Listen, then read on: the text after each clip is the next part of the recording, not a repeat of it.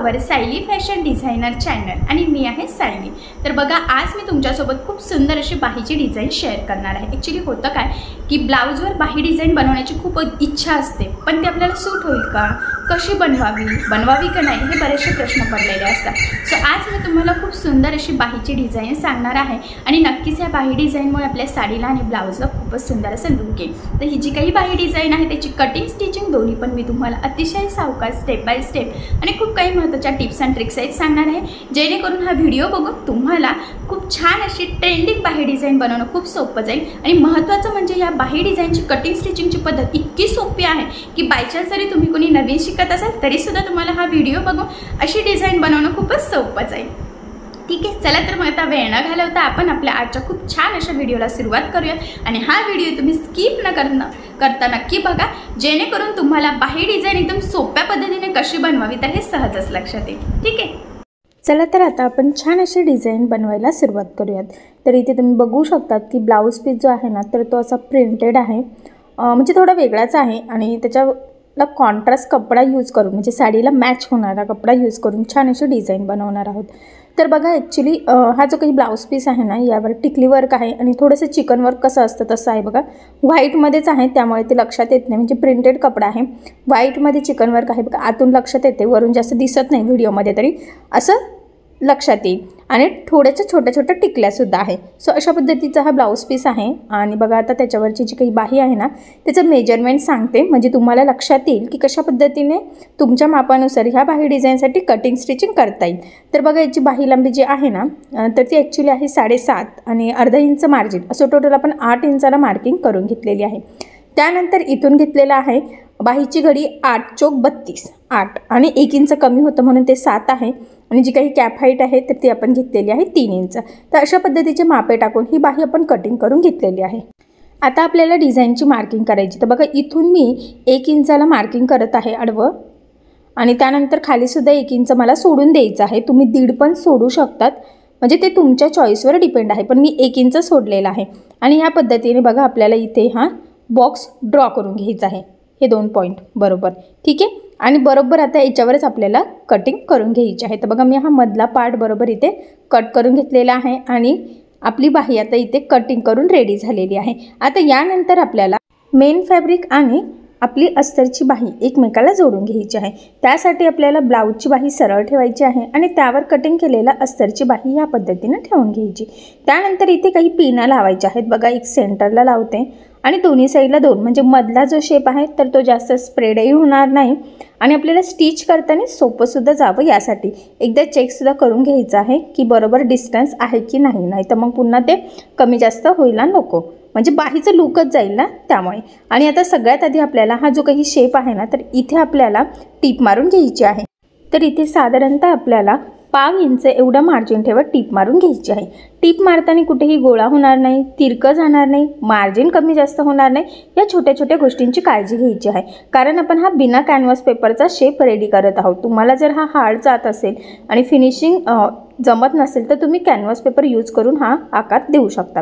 आता बघा, त्यानंतर लगेचच आपण खालच्या साईडला सुद्धा साधारणतः 1/2 इंच एवढं मार्जिन ठेवून इथे टीप मारून घेऊयात, म्हणजे मधला शेप आणि बाहीचा खालचा शेप दोन्हीही सोबतच फिनिशिंग सहित रेडी व्हावं यासाठी। आणि बघा, इथे आपण एक्स्ट्राचा ब्लाऊज पीसचा कपडा कटिंग करून घेतला। त्यानंतर ह्या मधल्या शेपमध्ये सुद्धा जो काही एक्स्ट्राचा ब्लाऊज पीसचा जो काही कपडा आहे ना, म्हणजेच मेन फॅब्रिक, तर ते कट करायचं।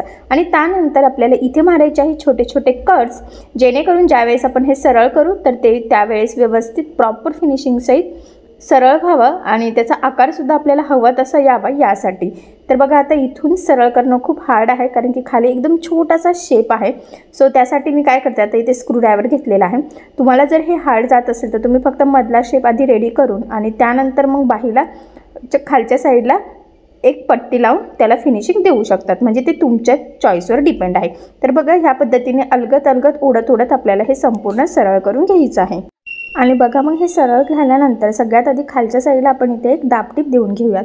तर महत्त्वाचं म्हणजे दाबटीप देताना काळजी घ्यायची आहे की अस्तरचा आतला जो काही कपडा आहे तर तो वरती दिसणार नाही, जेणेकरून आपली बाहीची फिनिशिंग बिघडायला नको। फिनिशिंगसाठी ही खूप इम्पॉर्टंट टिप आहे। त्यानंतर ह्या मधल्या शेपला सुद्धा आपल्याला दाबटीप द्यायची आहे आणि इथे सुद्धा दाबटीप देताना अस्तरचा कपडा वरती दिसणार नाही याची काळजी घ्यायची आहे। व्यवस्थित अतिशय सावकाश थोडं थोडं पकडत आपल्याला दाबटीप द्यायची आहे, कारण की यावरच आपली बाहीची संपूर्ण फिनिशिंग डिपेंड असते। सो त्यामुळे मी ज्या काही टिप्स अँड ट्रिक्स सांगत आहे त्या फिनिशिंगसाठीच्या, तर त्या तुम्ही आठवणीने फॉलो करायच्या आहे। त्याचबरोबर तुम्ही कुठेतरी नोट डाऊन सुद्धा करून ठेवू शकता। यानंतर आता आपल्याला बघा अस्तर आणि मेन फॅब्रिक कडेकडेने ह्या पद्धतीने एकमेकाला जोडून घ्यायचं आहे। हे जोडताना जेवढं शक्य आहे तेवढं कमीत कमी मार्जिन पकडायचं आहे। त्याचबरोबर ते कुठेही गोळा होणार नाही याची सुद्धा आपल्याला काळजी घ्यायची आहे। या पद्धतीने जोडून झाल्यानंतर जे काही ब्लाऊज पीसचा एक्स्ट्राचा आपला कपडा आहे तर तो कटिंग करून घ्यायचा, म्हणजेच आपली परफेक्ट मापाची बाही इथे रेडी होईल। कारण तुम्हाला सगळ्यांना माहीत आहे अस्तरवर आपण परफेक्ट कटिंग करतो, पण ब्लाऊज पीसचा कपडा आपण थोडंसं एक्स्ट्राचं मार्जिन ठेवून कटिंग करत असतो। त्यामुळे मग हे एक्स्ट्रा इथे कट करून परफेक्ट मापाचा आधी ही बाही रेडी करून घ्यायची। आता हे एवढं आपलं रेडी झालेलं आहे। तर आता हा जो काही पार्ट आहे तर हा मी साईडला ठेवते आणि एकदा मोजून घेतलं की किती येतं ते, कारण की आता आपल्याला मधला जे काही बनवायचं आहे डिझाईन तर ती थोडी मोठी लागणार आहे, मध्ये बसून कडेने मार्जिन सुद्धा राहिलं पाहिजे यासाठी। ठीक आहे, सो आता हा पार्ट मी साईडला ठेवते आणि इथे हा कॉन्ट्रास्ट कपडा घेतलेला आहे तर तो ह्या पद्धतीने फोल्ड करायचा आहे। तुम्हाला किती रुंदीची पट्टी हवी आहे त्यावर ते डिपेंड आहे। ही जवळजवळ 1.5 इंचाची पट्टी तयार होईल, तेवढंच फोल्ड केलेलं आहे बघा मी, जेवढं पाहिजे आहे तेवढं। आणि कडेचं एक्स्ट्राचं आता इथे कट करून घेते, म्हणजे ही पट्टी माझ्याकडे होती मॅचिंग साडीला, सो त्यामुळे मग मी हा कपडा इथे यूज केलेला आहे। आणि त्यानंतर हे कटिंग झालेलं आहे आणि आता ही पट्टी आपल्याला सरळ करायची आहे। तर इथे स्क्रूड्रायव्हरच्या साहाय्याने मी सरळ करते, कारण ती ब्रॉड आहे, खूप बारीक नॉट नाही आहे की आपल्याला सुई धागा लागेल। ठीक आहे, आणि ह्या पद्धतीने ती व्यवस्थित प्रेस करून फोल्ड केलेली आहे आणि 3.5 इंचाच्या पट्ट्या आता आपल्याला इथे काढायच्या आहे। जवळजवळ मला असं वाटतं 4 सफिशियंट आहे, पण आपण एक एक्स्ट्रा ठेवूयात, जर का 5 बसत असतील तर मग आपण 5 तिथे बसवू शकू यासाठी। तर ह्या पद्धतीने ह्या 5 पट्ट्या रेडी करून घेतलेल्या आहे। त्यानंतर आता इथे सुई धाग्याने आपल्याला छोटे छोटे बो रेडी करून घ्यायचे आहेत। तर बघा आता इथे मी मोती काढून घेतलेले आहे, कारण की ब्लाऊजला मोती सूट होणार आहे, म्हणजे मॅच होतील।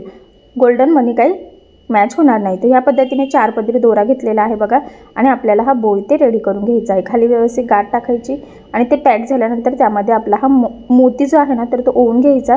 ॲक्च्युली तर 2 वेळेस सुईतून टाकायचा आहे, म्हणजे ते व्यवस्थित पॅक होईल। आणि मग इथे या पद्धतीने झाल्यावर बघा खालच्या साईडला आपण इथे गाठ टाकून घेऊयात आणि हा धागा कट करूयात। तर बघा किती प्रॉपर फिनिशिंग्स आहेत, आपला बो रेडी झालेला आहे। सेम ह्याच पद्धतीने आता बाकीचे उरलेले बोसुद्धा आपण इथे रेडी करून घेऊयात। तर बघा मग फायनली इथे 5 बो आपले रेडी झालेले आहेत आणि आता आपण त्या बाहीला लावून घेऊयात। तर बघा आता स्टार्टिंगला मी खालच्या साईडनंच ठेवते आणि बरोबर तो आपला मधला जो मोतीचा पार्ट आहे ना तर तो मध्यभागी येईल याची थोडी काळजी घ्यायची आहे। आणि आता ही बाही घातल्यानंतर ऑब्वियस आहे की स्प्रेड होणार आहे, सो त्यामुळे ते थोडंसं लूज ठेवायचं आहे, खूप टाईट करू नका। आणि इथे या पद्धतीने आपण पिना लावून घेऊयात, म्हणजे आपल्याला व्यवस्थित एकाच लेवलमध्ये ते लावता येतील। त्याचबरोबर आपण चॉकच्या साहाय्याने तिथे एक मार्किंगही करू शकतो बघा ह्या पद्धतीने, म्हणजे कुठून टिप टाकायची आहे तर हे आपल्या लक्षात येईल। तर बघा मग त्यानंतर वरच्या बोला पण मी इथे मार्किंग करून घेते आणि तिथे सुद्धा आपण शक्यतो एक साईडने पिन लावली ना तरीसुद्धा चालणार आहे, म्हणजे दुसऱ्या आपल्याला बरोबर त्याच लेवलमध्ये लावता येईल। पण तरीसुद्धा जर का तुम्हाला हार्ड वाटत असेल तर तुम्ही शक्यतो दोन्ही साईडने पिना ह्या लावूनच घ्यायच्या आहेत। तर बघा मला असं वाटतं की 4 बो इथे सफिशियंट आहे, सो 5वा बो मी इथे लावत नाही। जर तुम्ही छोटे घेतले तर 5 लावू शकतात। आणि मी म्हटलं पण होतं 4 सफिशियंट आहे, पण जर वाटलं तर 5वा पण बसूयात, पण मला एवढे ओके वाटतंय, सो मी इथे 4 बो लावून घेते। आता तुमची बाही लांबी जर जास्त असेल 9-10 तर मग तुम्ही इथे जास्त तुमचे 5-6 पण बसू शकतात, किंवा खालचा बॉर्डर जरी तुम्ही अजून मोठी घेतली 1.5-2 इंचाची तर मग 3ही बसू शकतात, किंवा यापेक्षा छोटी बाही असेल तर ठीक आहे, म्हणजे बाही लांबीवर ते डिपेंड आहे। आता या पद्धतीने आपण इथे सगळ्या व्यवस्थित पिना वगैरे लावून घेतलेल्या आहे आणि आता जिथे मार्किंग केलेली आहे ते पिना लावून आपण सेट केलेलं आहे बरोबर, ते त्याच पद्धतीने आपल्याला टिप मारून घ्यायची आहे। बघा एक साईडने टिप मारलेली आहे। आता ॲक्च्युली कंटिन्यू मी खालच्या साईडने पण टिप मारूनच घेते आणि टिप मारता मारता पिना पण काढून घ्यायच्या, नाही तर मग ते टिप व्यवस्थित बसणार नाही जर का ते आपल्या फूटमध्ये आले किंवा सुईमध्ये आले तर। आणि आता बघा इथपर्यंत आल्यावर पुन्हा ती बाही आपण आता फिरून घेऊयात आणि व्यवस्थित एक एक पिन काढत तिथे आपण टीप टाकून घेऊयात. आणि एका साईडचं जसं आहे ना तसंच शक्यतो दुसऱ्या साईडला व्यवस्थित सेट करायचं आहे बघा. आणि या पद्धतीने आपण हे बो एकदम छान असं प्रॉपर फिनिशिंग सहित लावून घेतलेलं आहे. तुम्ही बघू शकता कुठेही वर खाली कमी जास्त तिरकं वगैरे काहीही झालेलं नाही. फिनिशिंग खूप सुंदर आलेली आहे. सो एवढी इथपर्यंत बाही आपली रेडी झालेली आहे. आता त्यानंतर काय करायचं आहे, खाली आपल्याला ना त्रिकोण लावायचे आहे. सो ते आपण रेडी करून घेऊयात. आणि महत्त्वाचं म्हणजे त्या त्रिकोणसाठी सुद्धा आपण हा ग्रीन कलरचा कपडाच इथे यूज करणार आहोत. तर आता या पद्धतीने मी फोल्ड करते. 2.5 बाय 2.5चं जरी म्हटलं किंवा 2 बाय 2चं आपण इथे बॉक्स करून घेऊयात. म्हणजे ॲक्च्युली ते एकदम चौकोनी पाहिजे नाही. तर 2 बाय 2चं सफिशियंट आहे. ठीक आहे, म्हणजे रुंदी आणि म्हणजे आडवं उभं दोन्ही पण 2-2 इंच घ्यायचं. आणि या पद्धतीने बघा ते फोल्ड करून खालच्या साईडने टीप मारून घ्यायची आहे. पुन्हा सांगते बघा, बरोबर हे टोकं या पद्धतीचे त्रिकोण जास्त छान होतात जे आपण चौकोनी करतो ना त्यापेक्षा. सो त्यामुळे असे करू शकतात, म्हणजे व्यवस्थित एकाच लेवलमध्ये तयार होतात. कमी जास्त छोटे मोठे काही होत नाही आणि आपल्याला ते लावणंसुद्धा सोपं जातं. ठीक आहे, सेम त्याच पद्धतीने आता बाकीचे मी सगळेच इथे रेडी करून घेते. सो तुम्हीसुद्धा करू शकतात. आणि जर तुम्हाला खाली नसेल लावायचं हे त्रिकोण तर तुम्ही आहे तशी बाहीसुद्धा ठेवू शकतात. पण मी इथे त्रिकोण लावते. ॲक्च्युली हे त्रिकोण लावल्याने तुम्ही बघालच की बाहीला अजूनच सुंदर असं लूक येणार आहे. सो तुम्हीसुद्धा अशी बाही नक्की ट्राय करू शकता. सो हे त्रिकोण आता मी सेपरेट करते आणि जे एक्स्ट्राचं आहे ना तर ते बघा हे या पद्धतीने कट करून एकदम परफेक्ट फिनिशिंग सहित आपण सगळे त्रिकोण आता इथे रेडी करून घेऊयात. कारण ते थोडंफार वरखाली असतंच, त्यामुळेच आपण टीप मारल्यानंतर हे एक्स्ट्राचं कट करतो. म्हणजे खूप सुंदर असं फिनिशिंग सहित बघा आपले हे सगळेच त्रिकोण रेडी झालेले आहे. आता आपल्याला ते बाहीला लावायचे आहे. तर आधी मोजून घ्यायचं आहे. तर आपल्याकडे टोटल 8 त्रिकोण आहे. सो आपल्याला सेंटरपासून एका साईडला 4 आणि दुसऱ्या साईडला 4 असे बरोबर बसवायचे आहेत. आणि बाकीचा पोर्शन तर आपल्या फिटिंगमध्ये जातच असतो, त्यामुळे एवढे सफिशियंट आहे. सो बघा मग मी व्यवस्थित इथे ठेवून घेतलेले आहे. आणि आता मग ते टीप मारते. फक्त एवढंच आहे की टीप मारताना त्रिकोण जे बाहेर येत आहे ना तर ते एकाच लेवलमध्ये आले पाहिजे. एक तर खूप छोटे करा, एक तर मोठे करा, कसेही करा पण सेम करा. त्याचबरोबर त्याचमधला डिस्टन्ससुद्धा सेम ठेवायचा आहे, म्हणजे फिनिशिंग प्रॉपर येईल. जर वर खाली कमी जास्त छोटं मोठं असं जर झालं ना तर सगळं लूक बिघडतं. सो तेवढी फक्त आपल्याला इथे काळजी घ्यायची आहे. आणि बघा मग फायनली सगळे त्रिकोण आपण इथे लावून घेतलेले आहे. तुम्ही बघू शकतात एकदम प्रॉपर एकाच लेवलमध्ये एकाच शेपमध्ये लागलेले आहे. आता ते अजून पॅक होण्यासाठी 1/2 इंच एवढं मार्जिन ठेवत अजून एक टीप इथे मी मारून घेत आहे. म्हणजे फिनिशिंगसुद्धा छान येईल आणि ते त्रिकोणसुद्धा व्यवस्थित पॅक होतील. ठीक आहे, तर बघा वरचे बोसुद्धा आणि खालचे त्रिकोणसुद्धा खूप सुंदर असं प्रॉपर फिनिशिंग सहित इथे आपण लावून घेतलेले आहे. तर बघा मग फायनली आपली खूप सुंदर अशी बाही डिझाईन इथे रेडी झालेली आहे. छान असा कॉन्ट्रास्ट म्हणजे साडीला मॅच होणारा कपडा वापरलेला आहे. बो आणि खालचे त्रिकोण आपण त्या कॉन्ट्रास्ट कपड्यापासून बनवलेले आहेत आणि प्रिंटेड असा छानसा ब्लाऊज पीस आहे. सो हे कॉम्बिनेशन खूप सुंदर दिसते आणि त्यामुळे तर खरंच या बाहीला खूप छान असं लुकसुद्धा आलेला आहे. सो अशी बाही डिझाईन तुम्ही नक्की ट्राय करून बघा. नक्कीच तुमच्या साडीला आणि ब्लाऊजला खूपच सुंदर असं लूक येईल. त्याचबरोबर सगळ्यात महत्त्वाचं म्हणजे ह्या बाही डिझाईनची कटिंग आणि स्टिचिंग दोन्ही पण मी तुम्हाला अतिशय सावकाश स्टेप बाय स्टेप आणि खूप काही महत्त्वाच्या टिप्स अँड ट्रिक्स सहित सांगितलेलं आहे, जेणेकरून हा व्हिडिओ बघून अशी छानशी बाही डिझाईन तुम्हाला सहज बनवता यावी. त्याचबरोबर बायचान्स जरी तुम्ही कोणी नवीन शिकत असाल तरीसुद्धा तुम्ही ही डिझाईन सहज बनवू शकता. इतक्या सोप्या पद्धतीने मी सांगण्याचा प्रयत्न केलेला आहे. सो नक्की ट्राय करून बघा. ठीक आहे, चला मग आता आपण आपला आजचा व्हिडिओ इथेच थांबूयात. आणि तुम्हाला आपला आजचा व्हिडिओ आवडला असेल तर व्हिडिओला लाईक करायला विसरू नका. आणि असेच नवनवीन छानसे व्हिडिओज बघण्यासाठी आपल्या सायली फॅशन डिझायनर या चॅनलला लाईक करा, शेअर करा आणि सबस्क्राईब करायला विसरू नका. आणि ज्यावेळेस तुम्ही सबस्क्राईब कराल त्यावेळेस त्यासमोरील बेल आयकॉन हे नक्की प्रेस करा.